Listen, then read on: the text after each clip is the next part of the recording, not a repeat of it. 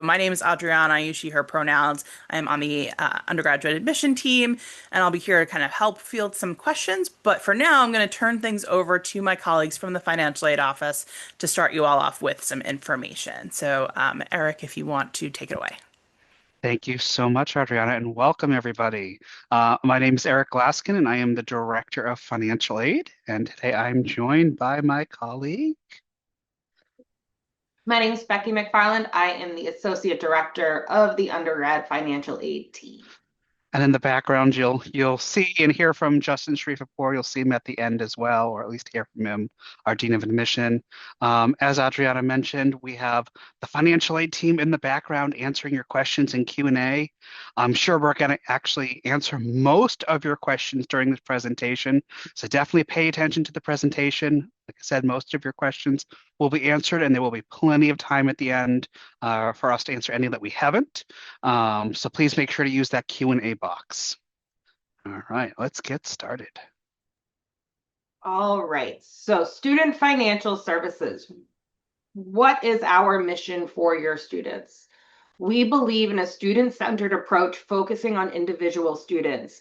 Each student at Emerson is looked at individually. We're not just saying your student is a number and that's it. We're here to be one-on-one with you, to have chats with you, email with you, Zoom chats with you. We are here to do a student-centered approach, not a large group approach.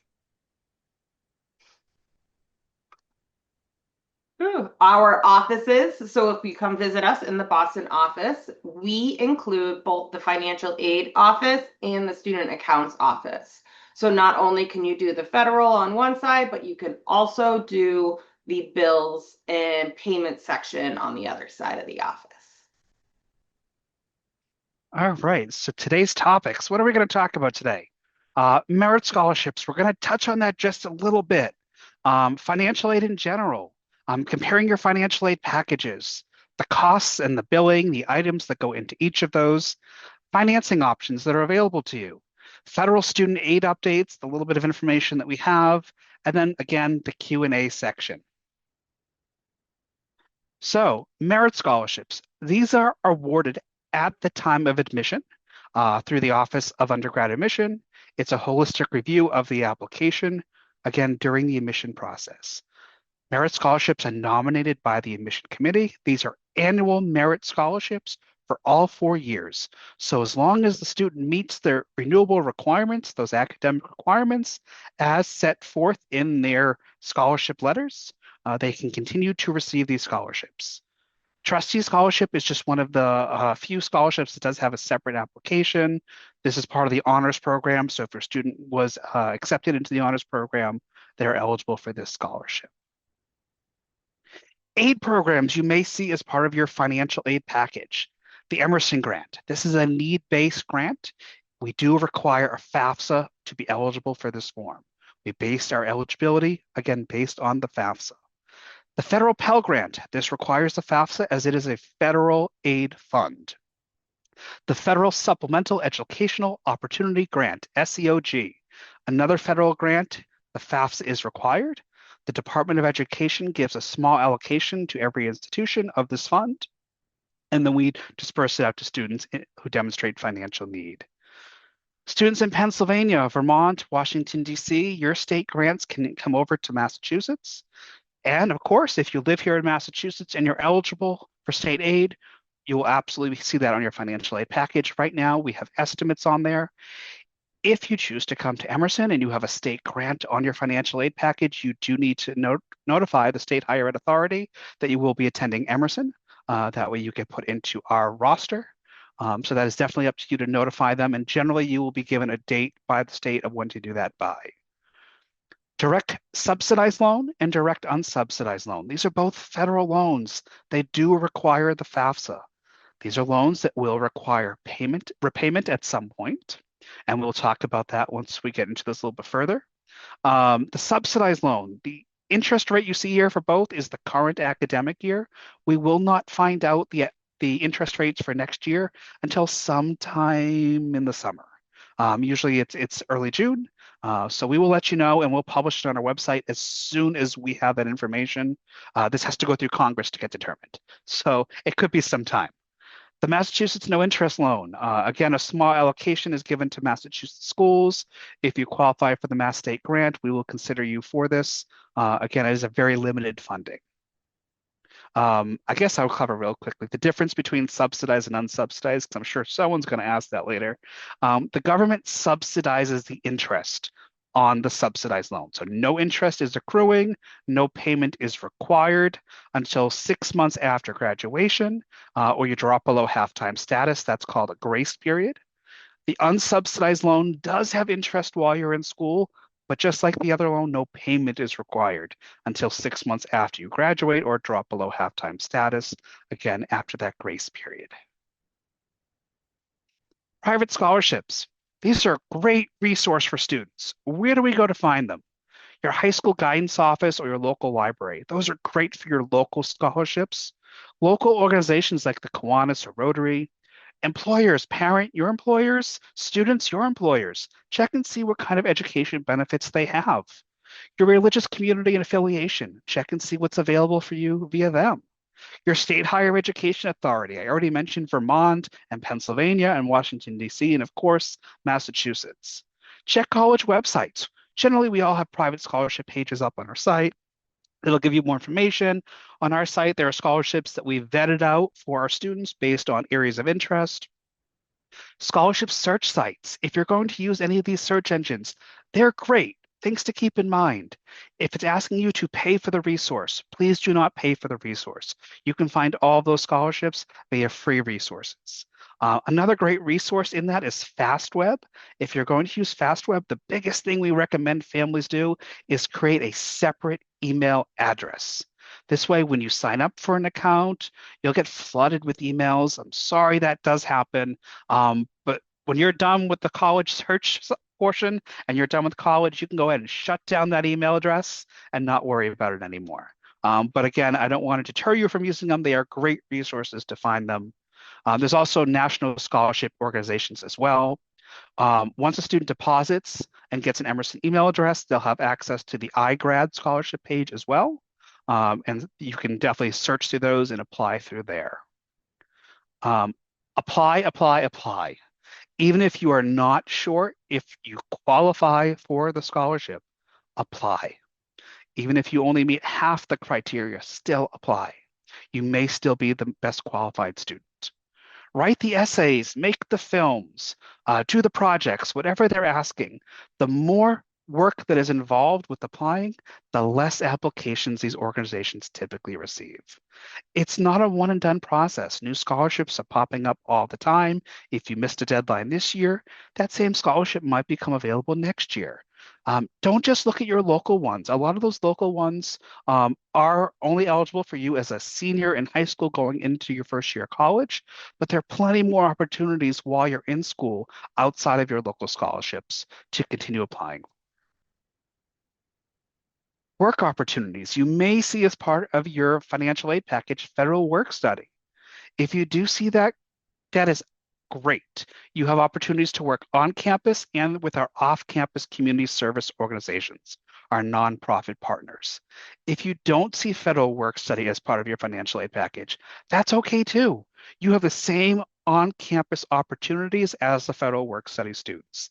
The only difference is you can't work with our off-campus nonprofit partners.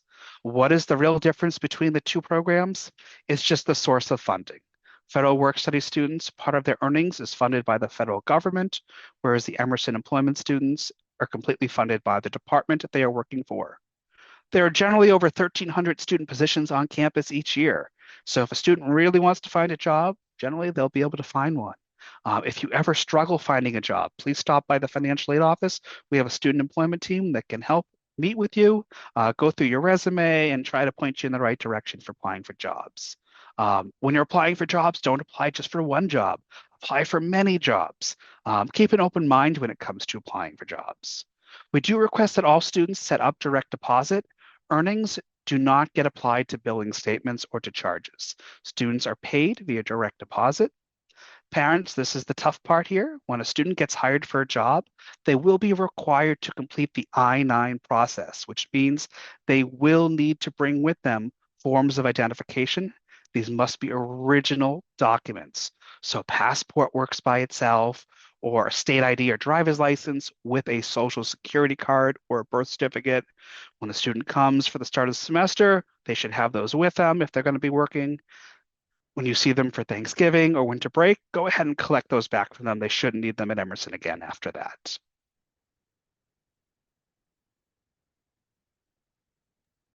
All right, so now for the information that you've been looking at on your aid packages. The first thing that we really want to tell you about is the cost of attendance.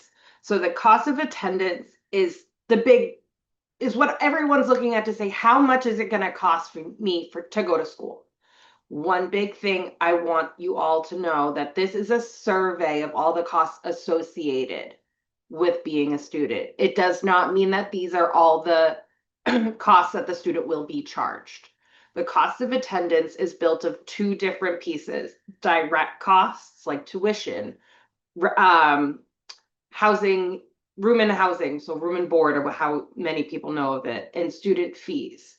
And then indirect are your transportation, your miscellaneous, all of those that can be covered by financial aid, but aren't directly billed onto the student account. You want to go to the next one, Eric? So let's take a look at direct costs versus the cost of attendance. Under direct costs, these are the big numbers that you'll want to look at: the tuition, the fees, food and housing, health insurance if you need it. We also do have a waiver option if your student has a comparable health insurance. But the cost of attendance, what exactly is on there? It's kind of like what I said. It's all of those direct costs plus books, supplies, personal expenses, transportation.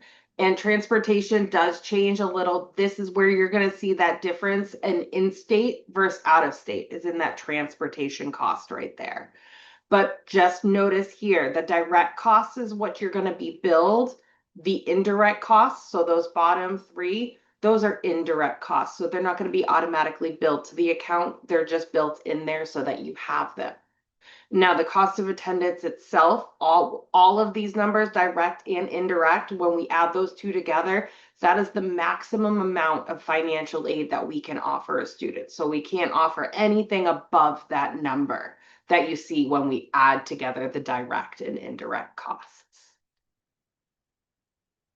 So now let's look at comparing the two. So when you're comparing schools, which I know a lot of you are starting to do, I've talked with many students now, they're trying to say, I want to go here or I want to go here, but I just need to figure out which is the better cost for me.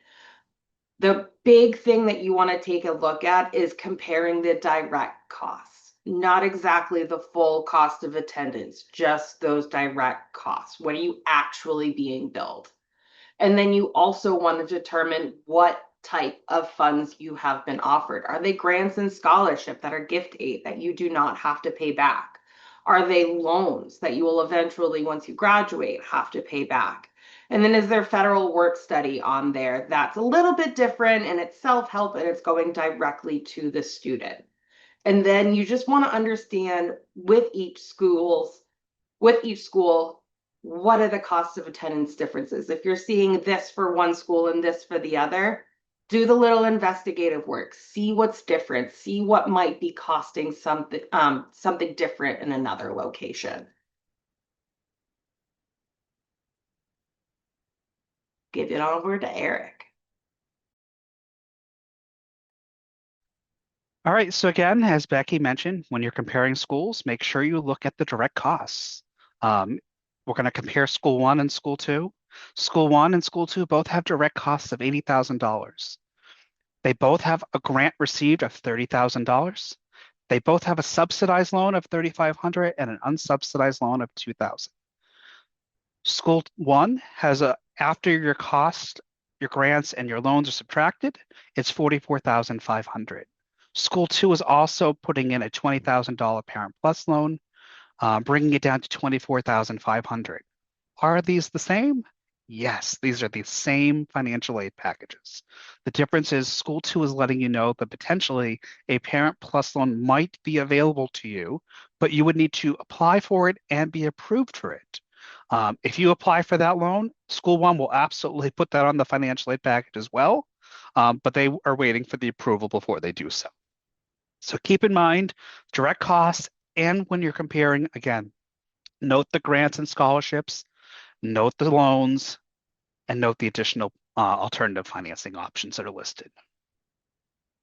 Um, Estimating the bill, as we said, take your direct costs, take out the grants, the scholarships, and any loans that you're planning on accepting, and this will give you an estimated balance due.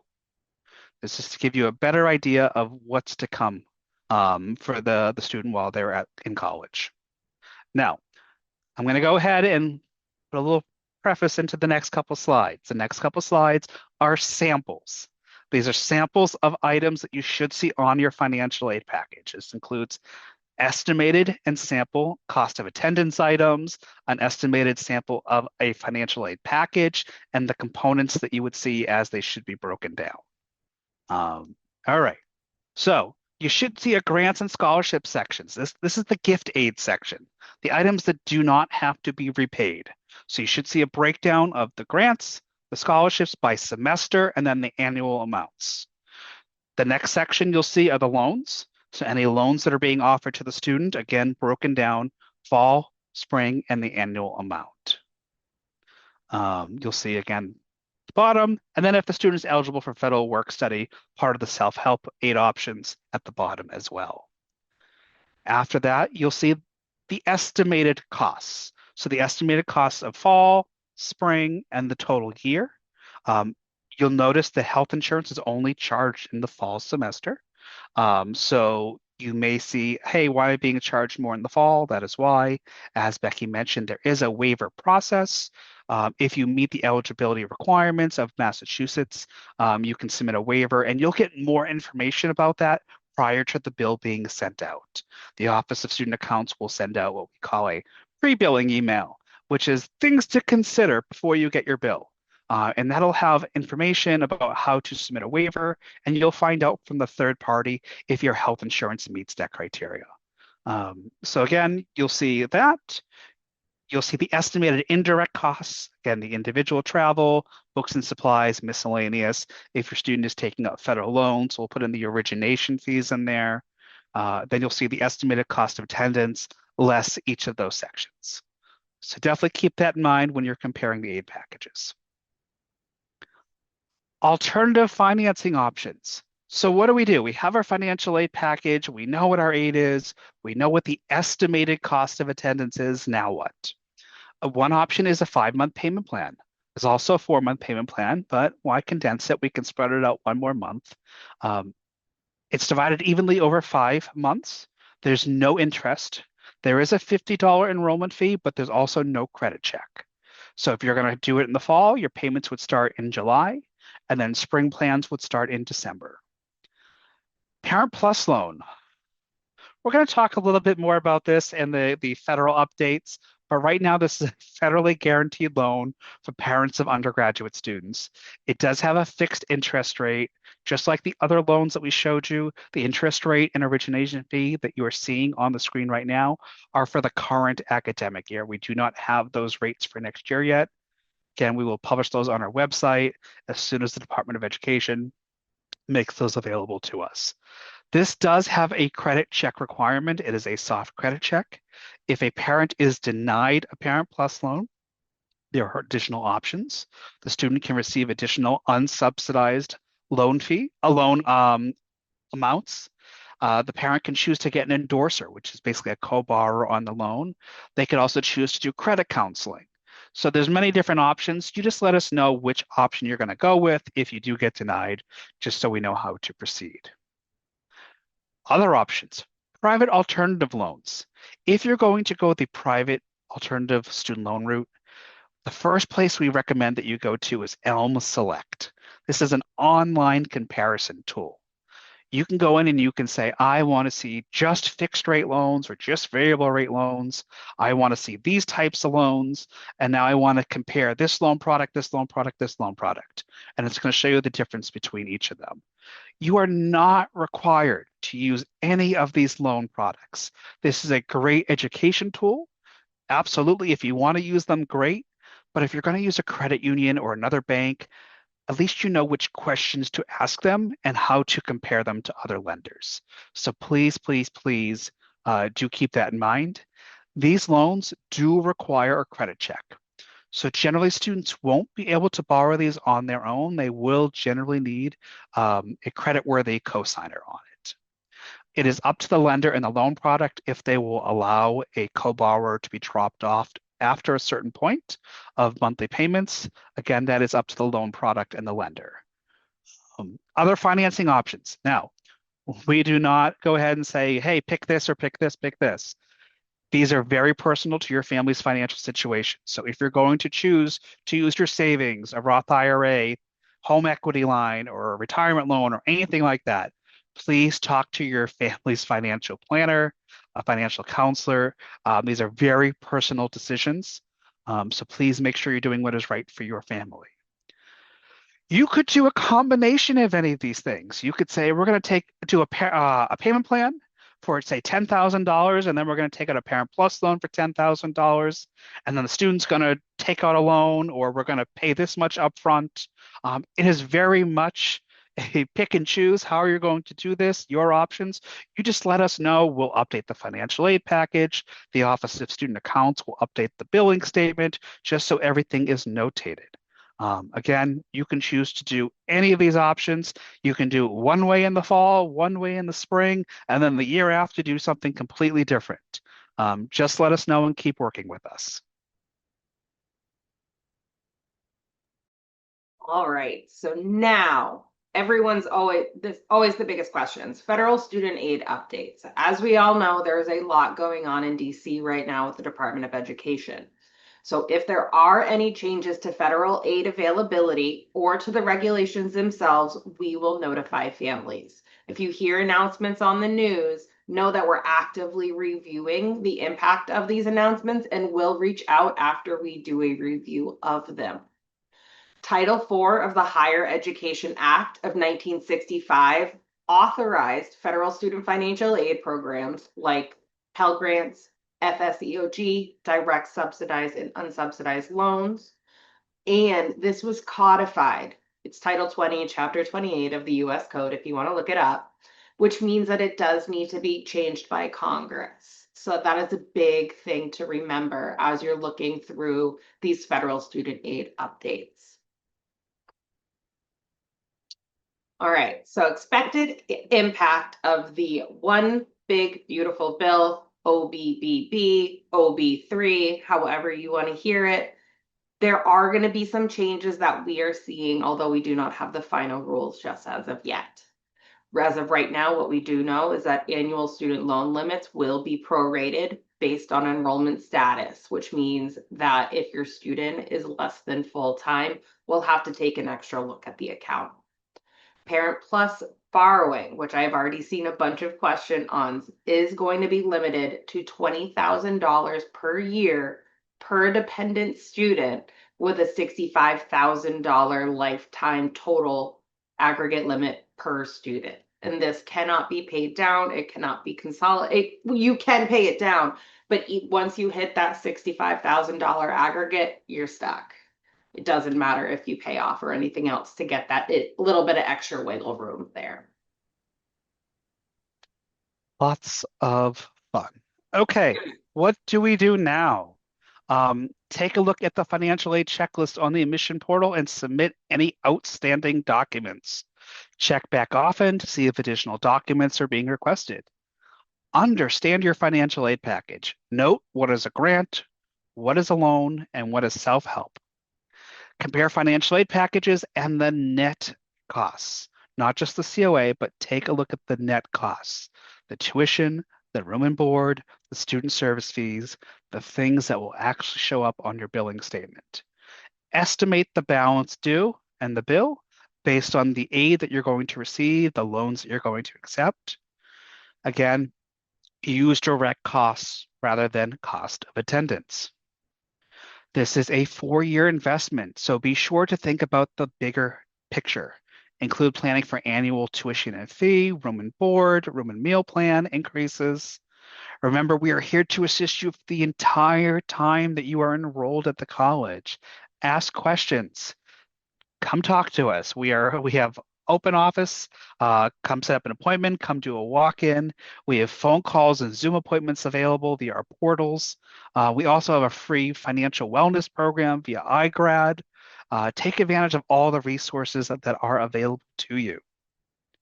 All right, it is now that time. We're going to open it up to the question and answer section. Yes, and actually, we have one more member of our team that we want to give a moment for him to introduce himself. I'll give him a moment to come on screen while that's happening. So thank you to everyone who's been putting questions in that Q&A box. We've started answering some of those already, but we will start getting to the remainder of them. And now that Justin's on screen, I will let him introduce himself before I start peppering him with questions. Thanks, Adriana, for the peppering, soon to be future state of pepperage. Good evening, everyone. My name is Justin Sharif from the Dean of Admissions. Welcome, welcome, welcome, and let's get on with the pepper.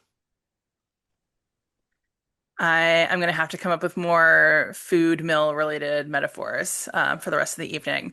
All right, so actually, let's start with a straightforward one, just so that everyone's on the same page. Where are folks looking to find that financial aid package once it is posted? Where should they be looking for that, Eric?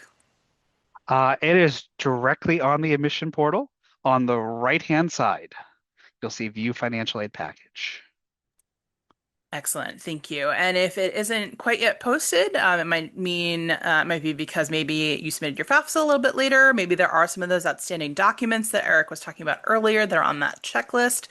And if none of those things are true, you can certainly reach out to your admission counselor and we can get a state of the state and see what is going on with that.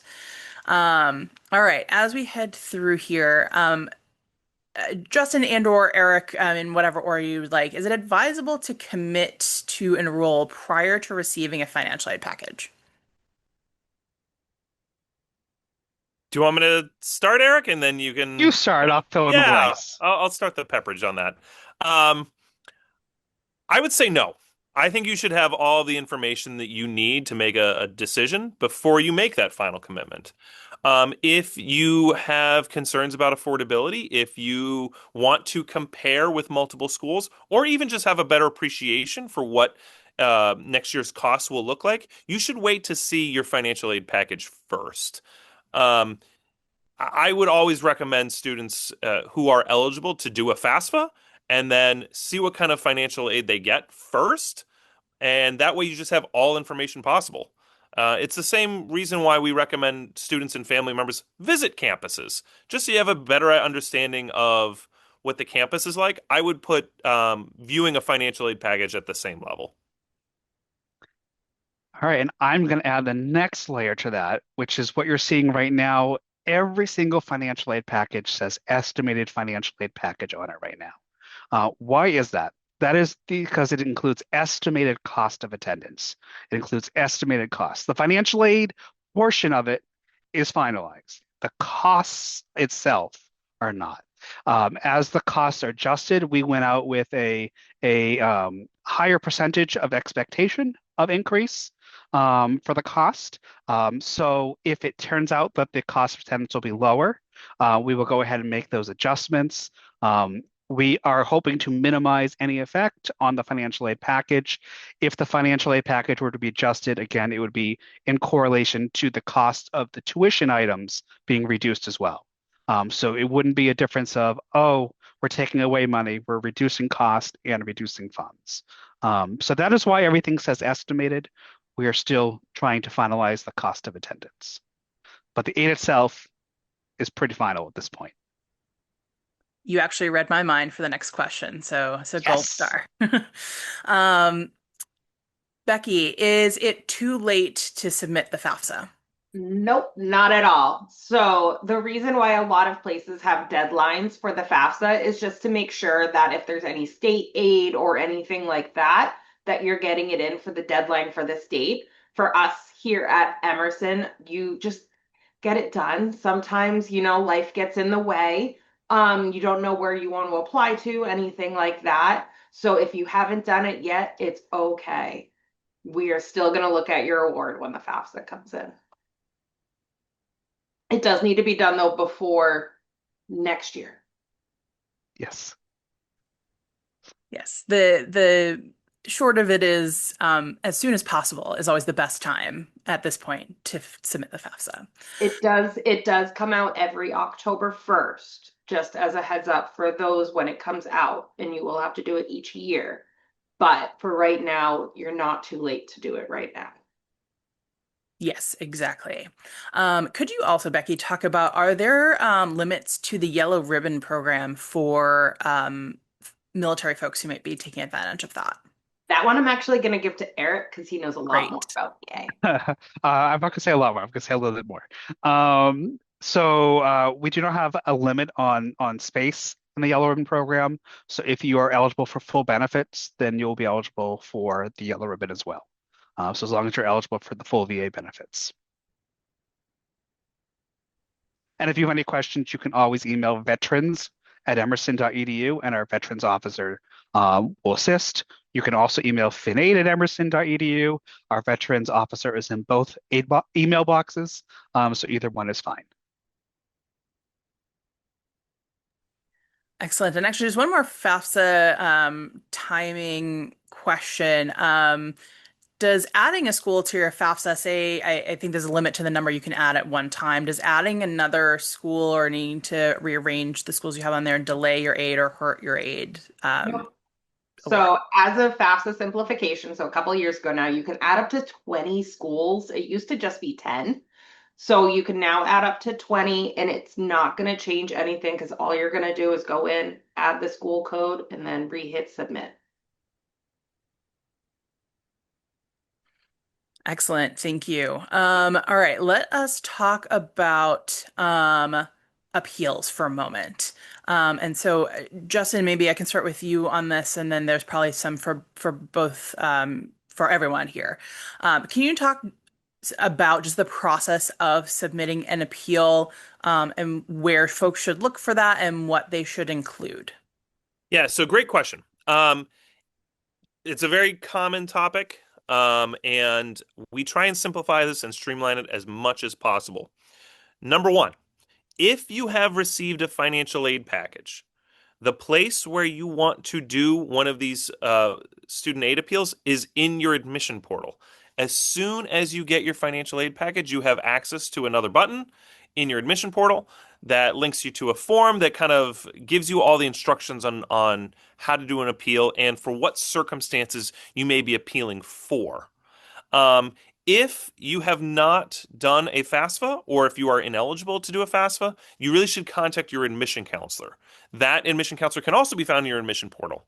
So really your first step for all of this, anything appeal related, should be to go in your admission portal, look up your admission counselor if you've not done a FAFSA or gotten a financial aid package. But if you have done a financial aid package, it is really important to use the button in your admission portal. Now, what happens with your appeal, let's say that you've got a financial aid package and some circumstances have changed. Maybe you've had an income drop. Maybe one family member has lost a job, changes in marital status. You'll want to make sure that that's documented in your financial aid form that's available in your admission portal. That way, when it comes to our appeals committee, the first thing we do is we then kind of take a look at it for what the contents of your appeal may be. And if it involves us requesting additional documentation, there's an appeals coordinator who's also on the call tonight in the webinar in the background. We've got an appeals coordinator who will go through your appeal and ascertain what documents you may be required to submit to us to substantiate your change. The idea is we're trying to figure out whether your student aid index, that SAI number that's generated from the FAFSA, whether it can be changed. Whenever we do this, we need documentation. So if you have said that you've had a drop in income, it doesn't necessarily mean that you're out of the woods yet. You still need to provide the income change that substantiates this, so that we have it for audit purposes, and that we've got the backup for that, so to speak. Um, there are other instances where, like I said, changes in circumstances. A common question we get is, hey, I applied a while ago. I was admitted, let's say, as part of our early action group in December, and I have updated grades, or I won an award, or I had a big project that wasn't part of your initial application. We don't know about that. So it's really important that you let your admission counselor know, say, hey, I have all AP classes senior year, and I'm getting all A's, and I just made a certain scouting level, and I won an award at this film festival, whatever it may be. We didn't know that as part of your original application review. You'll want to discuss that with your admission counselor and make sure that, hey, things have changed and we understand that. Um, but really, it is about going into that admission portal as your first step. Common question we get is, how long does it take? The quintessential answer is it depends. If you've had significant changes in financial circumstances, which can happen, especially because the FAFSA uses from 2 years ago, your 2024 taxes. If something has changed between then and now, it may take a little bit longer because we need to ascertain which documents are needed, and you need to send it back to us, and then we have to review it. So if it is for something that requires a student aid index change, it can take a little bit longer, a few weeks. If it is a little bit more straightforward and you have updated information you'd like to give to us, we are reading them pretty much constantly throughout the month of April. What we try and do is get you an answer within a week, and then let our systems kind of catch up and do all the updates behind the scenes within the second week. So typically we're saying about a 2 week turnaround, but we try and expedite it as quickly as possible, especially in the month of April, in anticipation of that May 1st commitment deadline. That's a If you're lot? going to appeal, though, please don't wait to the last minute to appeal. No. Every year there's a family who will do an appeal on April 30th, and they're really trying to get it in at the wire. And yes, I am up on April 30th looking for those things, but it doesn't necessarily mean we can get you an answer in, minutes or hours. So please, if you've had a change in circumstances, especially if there had been a job change or an income change in 2025, let us know as soon as possible. Don't wait to tell us that a family member lost their job a year ago, and you wait until the end of April to tell us, because we require documentation for that. Eric, do you have anything else to add on appeals or? Just to the question that just came in, an appeal will not result in a reduction of aid. So you're either going to get the same aid or more aid. You will not have aid taken away. And that's a good point. There's no guarantee you'll get any either. So there isn't, a guarantee amount of money just for filling out the form. We do read every single one of them, and we try and come up with the best thing possible. It's also important to note you don't have to contact admissions and financial aid separately. We have an appeals committee of an admissions person and a financial aid person who reads them together. And we try and make it so that you don't have to be going to multiple offices to try and figure out who the next step is. Use the admission portal. It's centralized, it's concise, it's a couple of check boxes with an open text box of a form. It's really made to be easy, and it comes to that appeals committee, so that we try and figure out, is it best suited with changes in merit scholarship? Is it best suited with changes in student aid index? Whatever it might be, we try and do that all together. Yeah, and to just reiterate that and delineate even further, if you are appealing and say you don't have any changes in circumstance, so you feel like you're appealing for generally merit aid, or the other way around, you're using the same form in the same place in the portal, and we will figure out on the other end what, if any, additional information we need. So there's no multiple steps, and it's a one-stop shop for that process, which hopefully helps make it easier. You may have mentioned this, but I know we've had a few questions about multiple children in college. Can you just talk about how that plays into what circumstances may look like for folks relative to the FAFSA information. Um, Eric, I guess, I was gonna say if Justin wants to touch or it, or if Justin, you maybe. want me to take it. Yeah, so the multiple students in college, it is no longer part of the FAFSA. So I know if you've had students from prior years, prior to the FAFSA Simplification Act, or if you yourself had gone to school and you'd experienced it, that is no longer part of the FAFSA process. It is not baked into the student aid index. It is important to let us know there are some circumstances where we can look at it and use what's called professional judgment in the financial aid office. I will say it is not something that is typically looked at though, as it applies to. And Eric, you can talk a little bit more about what that specific criteria is because I don't remember off the top of my head. Um, but there is a very narrow band for that. That being said, it is important for our appeals committee to know about that. We don't necessarily assume your other children for family members are in school. We don't necessarily look at that. We don't have great insight into that. So it is important to let us know from a cost concern and affordability perspective. We're really going off of what we read in your application and what we get from the FAFSA. So if there are other circumstances that we just don't know about, those are also important to put on that appeal form. It does help us create a better sense of what is going on with the finances of a family. So it could be multiple students in college. It could be also something that commonly comes up is we're taking care of another family member, or we have additional expenses that are a little outside of the bounds of what we typically see for financial aid appeals. It is important to note, and it does help us get a better picture of what's going on. I think that pretty much covers it. All right, excellent. Thank you. Just as a reminder, if you can make sure to add any questions you have to the Q&A box, if you're in the chat box, that is different from the Q&A box. It just helps us make sure we keep track of all of the questions and make sure we answer them all. They tend to disappear in the chat.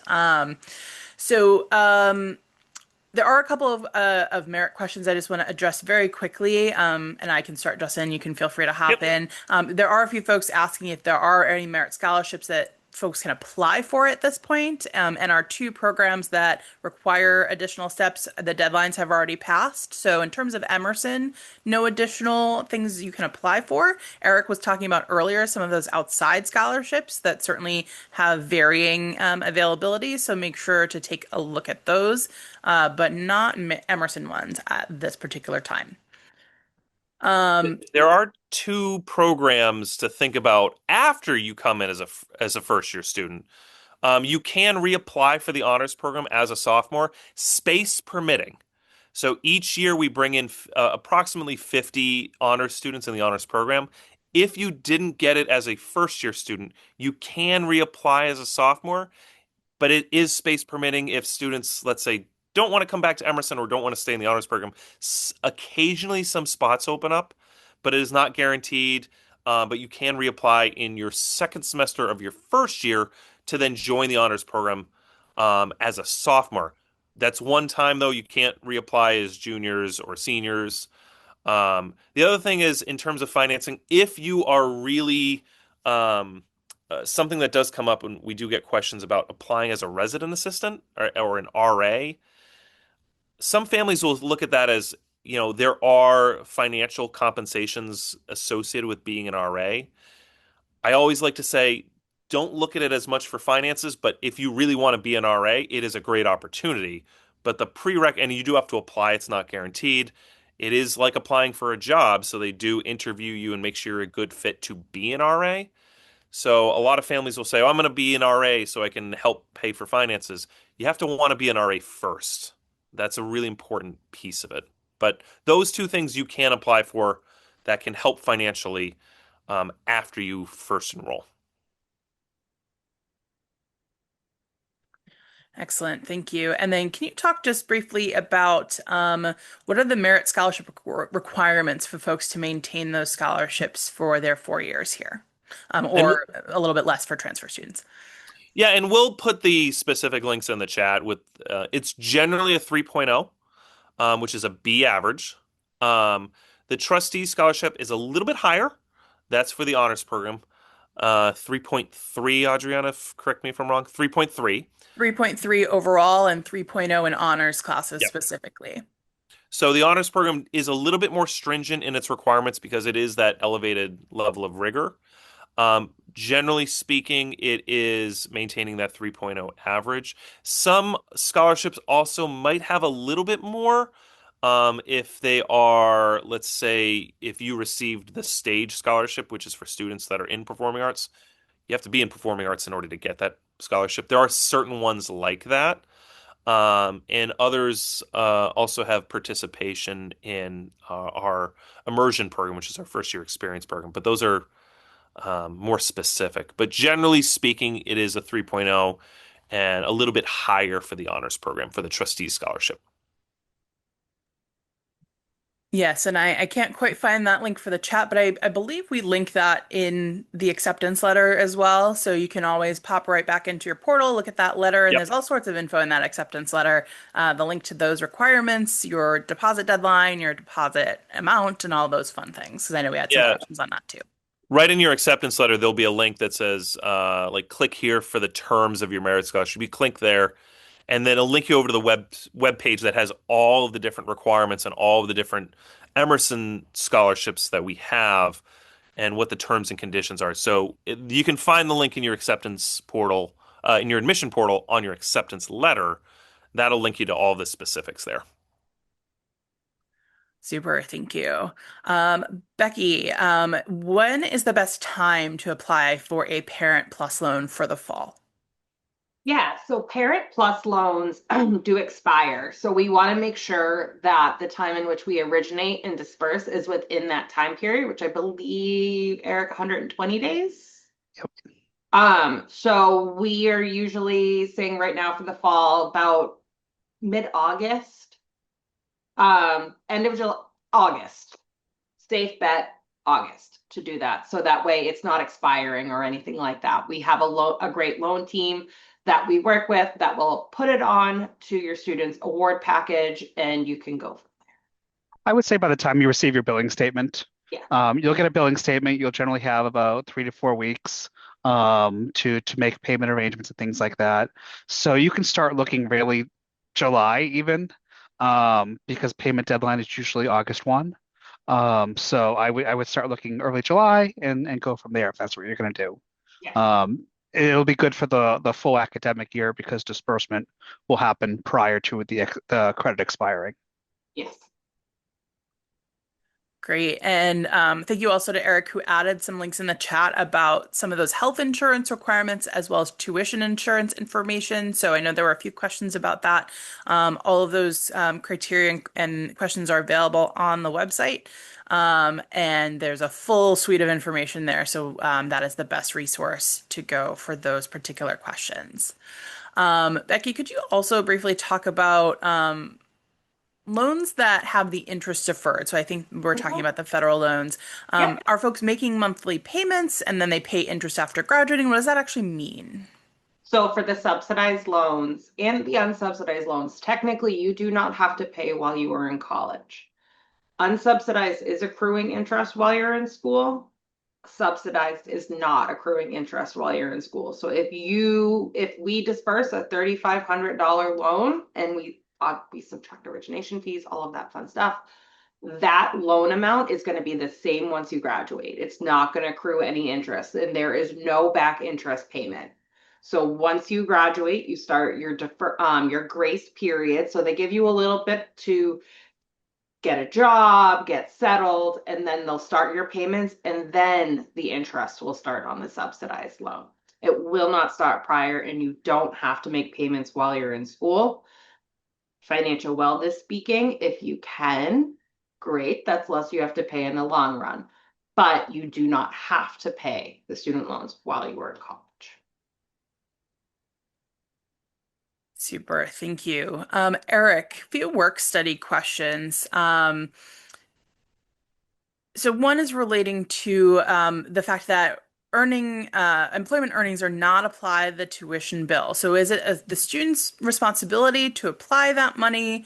And then there's a second part to this question is like, how do students actually find these work study opportunities? When do they do the applying and all the fun things that go along with that? All right, we'll start with the second part and then move to the first part. The second part, when do we start applying for jobs and all of that? During orientation, so the week before school classes start, when you're first moving in, there will be a job fair where many of the supervisors that are hiring on campus will be there to talk about their jobs, answer any questions students may have. Students do not apply for the jobs directly at the job fair. They're just learning about the opportunities. It's probably one of the biggest events at orientation and probably one of the biggest events on campus all year. It's very large, big a great amount of support from staff members and faculty members that are going to be there. So definitely attend. Students should be ready with some sort of resume because the minute the job fair is over, they can get right into our Workday system. They can start applying for jobs. Again, apply for as many as possible. Don't apply for just one. And when you get asked questions on the application, like when are you available to work? Make sure you're very clear. The big answer that students used to give was when I'm not in class. Keep in mind, supervisors can't see your class schedule, so it's up to you to say, I'm available these times or I'm not available these times. Just make it clear. And as for the earnings, again, they don't come off the bill. So they're used for educational expenses. What is the student's definition of educational expenses? Well, that is up to the student. Personal expenses are also part of the cost of attendance and educational expenses. So if they need to buy some extra clothes because of the changes in weather, there you go. Some entertainment to relax a little bit. That is a personal expense. So there's all sorts of things. Now, parents, you may say, hey, you're working, you're going to put that in the bank, and then you're going to use that towards next semester's bill, or you're going to use that to pay for your books or your software or this or that. Between you and the student, you guys work that out. We cannot tell them to do that, but by all means, you can work that out with them.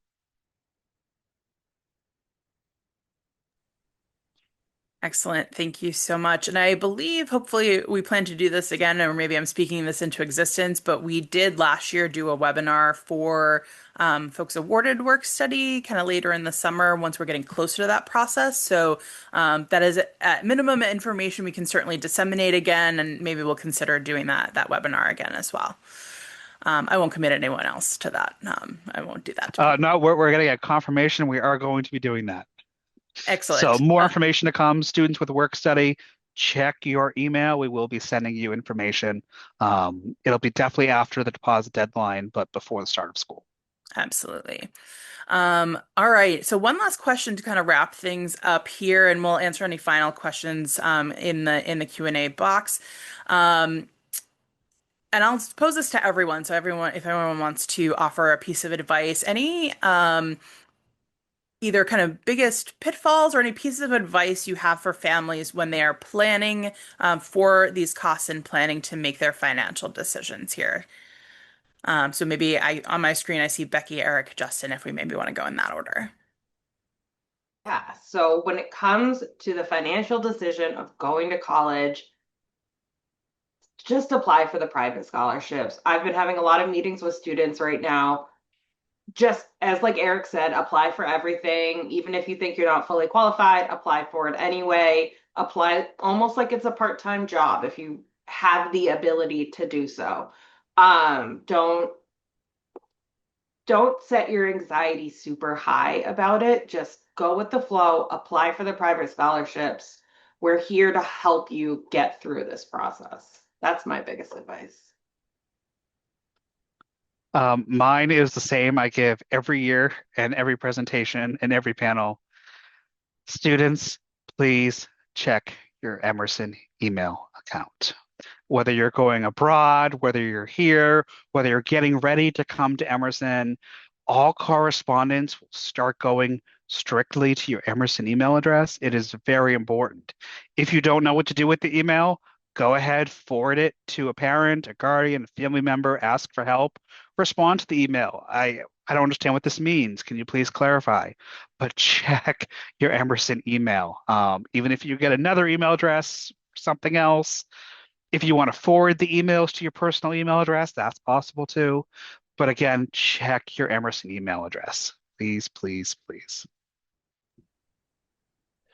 One of the things that I also like to say, one is what Eric just said. I will double down on it and throw another layer of pepperage on that and just say that please remember to check your email. The second thing is about Eric and Becky were talking a little bit earlier about working on campus.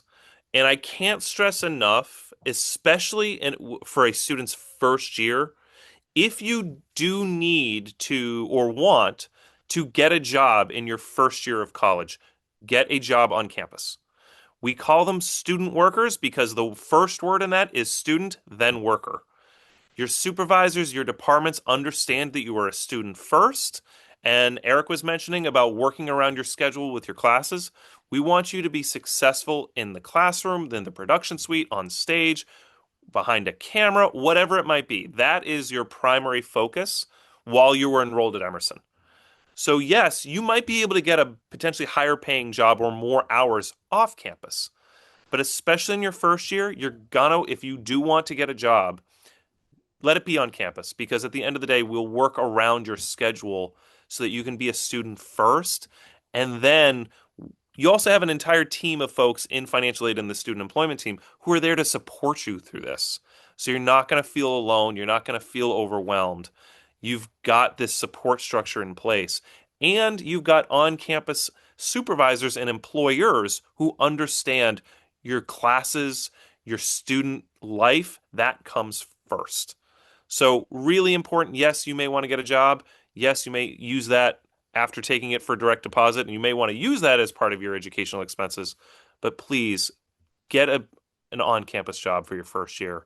That is a really important thing if you're looking for employment. Excellent. And I'll just add one last grind of the pepper mill, as it were, on top. Yeah, please stay engaged with us. We do like to email you. It is the most efficient way for us to get you all of the information that you need. Please also keep an eye on your portals. So every student has a portal. It's where your decision was posted. It is where your financial aid information would be posted. And in your acceptance letter, that is also where you will find things like the deposit deadline, the deposit amount, as that can vary by type of student and everything. So we want to make sure that you have the info that is specific to you. So please make sure to keep an eye there. We also have up on the screen contact information. So the financial aid office, as well as the Office of Student Accounts, which would be when we get to kind of billing questions.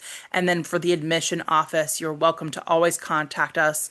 You also each have a specific admission counselor, and I will link that page in the chat right now as we wrap up as well. So I would certainly encourage you. My only other piece of advice that I can offer is please utilize us as resources. We are literally here to help. It is our job and one that we also enjoy doing. So we do want to be here for you and be able to offer you that assistance. And we can only do that when you go ahead and reach out to us. So please go ahead and do that. And we would love to chat with you. This will kind of wrap up for this evening. Like I mentioned earlier, we did record this, so if you missed any information, we'll be emailing this out to you within the week, as well as posting it on our YouTube channel. I'll add a few links to the chat for you, just with some upcoming information. If you haven't already registered for our Picture Yourself at Emerson event on April 11th in Boston, we are very close to capacity, so if you haven't already, it's now or never. So make sure to do that. If you're out on the West Coast, we do also have an event at Emerson Los Angeles that's coming up on April 18th. So we would welcome you at that as well. And so you'll be able to sign up for that soon. I believe the invitation will be emailed out to you very shortly. But we welcome your continued engagement and look forward to chatting with you. We look forward to helping answer some of your questions to help you make your decisions. And we hopefully look forward to welcoming you at Emerson very, very soon. So thanks so much for joining us today. And we look forward to seeing you at the next one. Thank you, everyone.